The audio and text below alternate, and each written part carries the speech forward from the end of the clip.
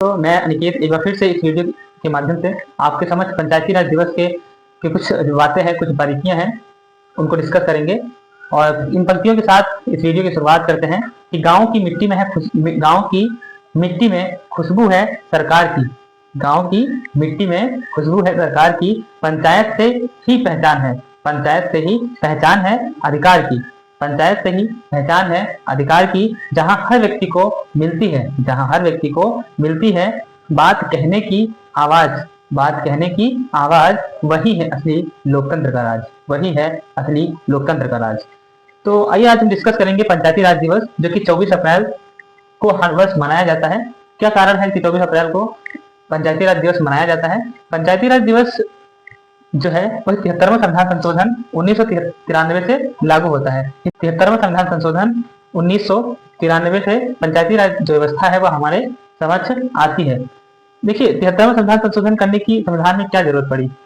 हमारे जो डीपीएससी हैं या हमारे नीति निर्देशक तत्व हैं, उनमें यह बात वर्णित है कि जब भी राज्य सक्षम हो जाएगा तो वह इस प्रकार की जो सरकार है, जिसे हम तृतीय तल की सरकार या फिर कह सकते हैं कि जो स्थानीय सरकार है, उसकी व्यवस्था को सरकार या हमारी जो राज्य है वह करेगा।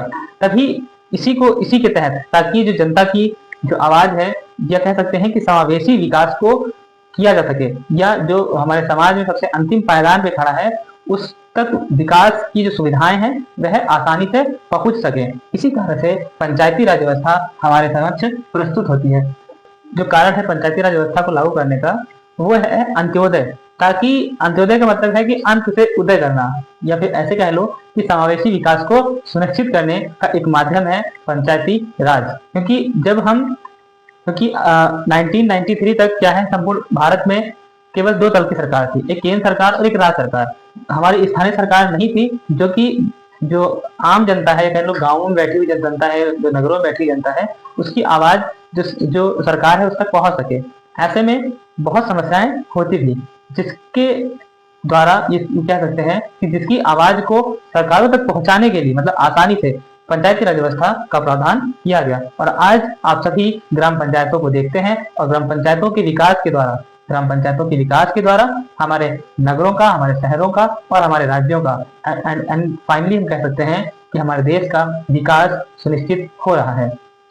आज मोदी जी का, हमारे जो माननीय प्रधानमंत्री मोदी जी हैं, उनका एक लाइव स्पीच उन्होंने दी, जिसमें उन्होंने कहा कि अगर हम अपने देश को बेहतर बनाना चाहते हैं तो हमें अपने गाँवों को बेहतर बनाना होगा। और गाँवों के बेहतर विकास के लिए आज हमारी सरकारें निरंतर प्रयासरत हैं। और उन्होंने बताया कि गाँवों में इंटरनेट कनेक्टिविटी और नल से जल की व्यवस्था और बेहतर सड़कें, उन्नत शिक्षा व्यवस्था जैसी चीजों को गाँवों से कनेक्ट किया जा रहा है, तथा जितनी भी व्यवस्थाएं हो सकती हैं, लोगों को बेहतर आवास, शौचालय की सुविधाएं, ठीक है, और सार्वजनिक शौचालय जैसी बहुत सी सुविधाएं आज गाँव में उपलब्ध कराई जा रही हैं।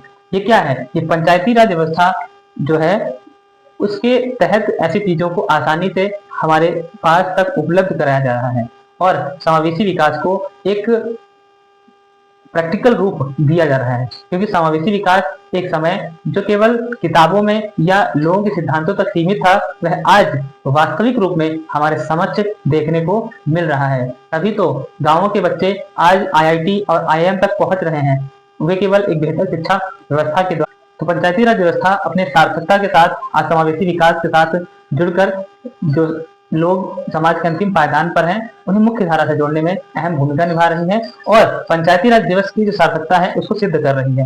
देखिए, पंचायती राज व्यवस्था केवल प्रशासनिक व्यवस्था नहीं, बल्कि लोकतंत्र की जड़ें गहरे करने का एक माध्यम है। क्योंकि लोकतंत्र तो बना दिया गया, लोगों का शासन तो बना दिया गया, लेकिन जब तक पंचायती राज व्यवस्था नहीं थी, तब तक जो लोकतंत्र की जो जड़ें थी वो गहरी नहीं हो पा रही थी। ठीक है, मतलब गहरी करने का अर्थ है कि समाज के अंतिम पायदान पर बैठे हुए व्यक्ति तक जो लोकतंत्र है उसका लाभ, शासन का जो लाभ है, वह पहुंच नहीं पा रहा था। ठीक है, जिसके कारण पंचायती राज व्यवस्था को इंट्रोड्यूस किया गया।